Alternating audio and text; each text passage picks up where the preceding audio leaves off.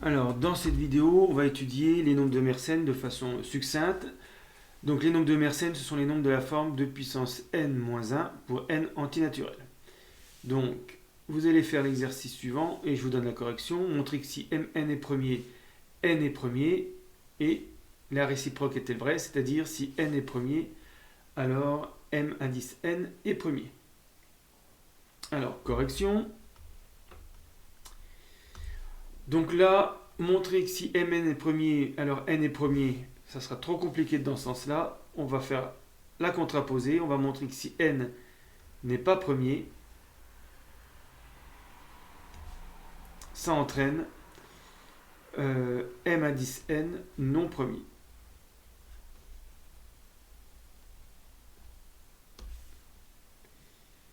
Alors, on va déjà tester les cas particuliers 0 et 1. Si n égale 0, m0 c'est 0. Si n égale 1, m1 c'est 1. 2 puissance 1 moins 1, ça fait 1. Et donc dans ces deux cas particuliers, ça marche. m0 et m1 ne sont pas premiers. Ensuite, le premier nombre non premier suivant, ça sera des n plus grand que 4. Donc on fera la démonstration pour n plus grand que 4. On va avoir besoin de la propriété suivante. Donc je vais prendre a entier plus grand que 3 pour être tranquille, pour la démonstration. Et puis n entier, donc je vais prendre plus grand que 4 puisque j'en ai besoin que pour n plus grand que 4. Eh bien, on a a-1 qui divise a puissance n moins 1. Alors ça marche pour n égale 2, etc. Mais on va se contenter d'utiliser la propriété dans le cas présent. Alors, comment ça se démontre? Il y a trois façons. Par congruence, par récurrence, que je ne vais pas faire, et en utilisant la somme des termes d'une suite géométrique. Donc je le rappelle, 1 plus a au carré plus a puissance, je vais m'arrêter à n-1 pour avoir exactement a puissance n-1 sur a-1.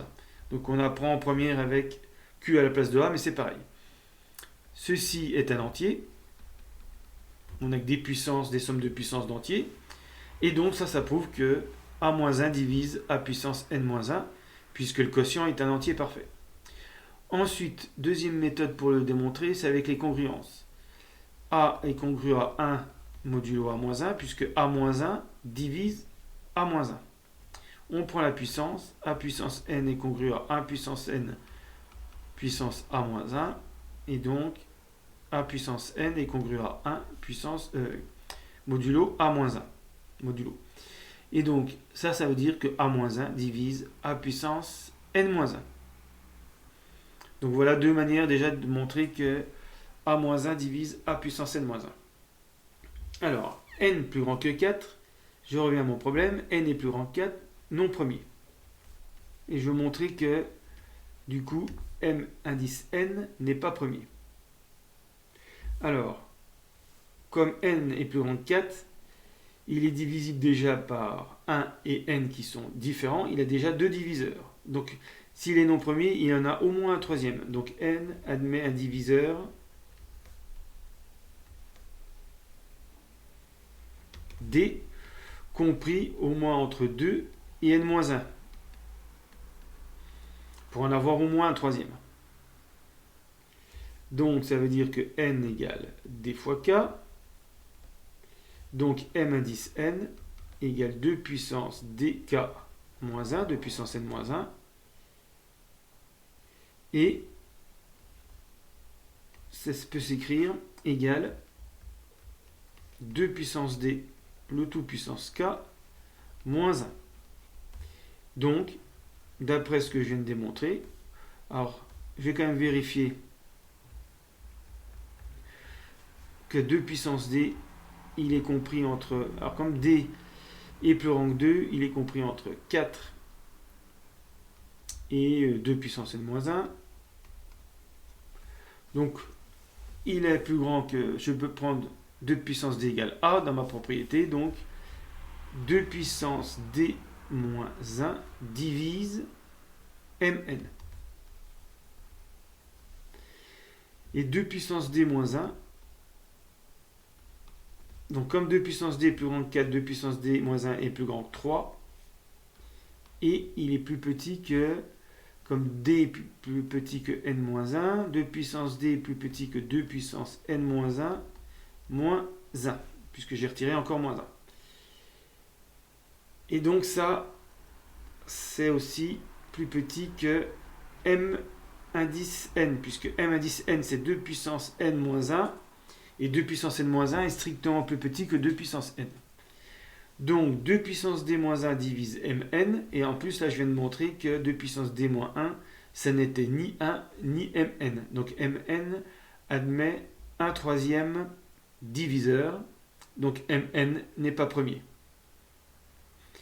Donc j'ai montré la contraposée, n non premier entraîne m indice n non premier. Ce qui veut dire que par contraposée, mn premier entraîne n premier. Voilà, donc si j'essayais n non premier, par exemple n égale 4, je suis sûr que 2 puissance 4 moins 1 ne sera pas premier. Effectivement, ça fait 15 non premier. À chaque coup, ça marche. Voilà, n égale, je vais prendre un nombre premier, 9. 2 puissance n, 9 moins 1. Ça fait donc 512 moins 1, 511. Est divisible par 7. Donc forcément, 9 est divisible par 3, donc est divisible par, si je reprends ma démonstration, 2 puissance 3 moins 1 égale 7. Donc à chaque fois que n sera non premier, je pourrai décomposer n, et du coup je pourrai décomposer 2 puissance n moins 1.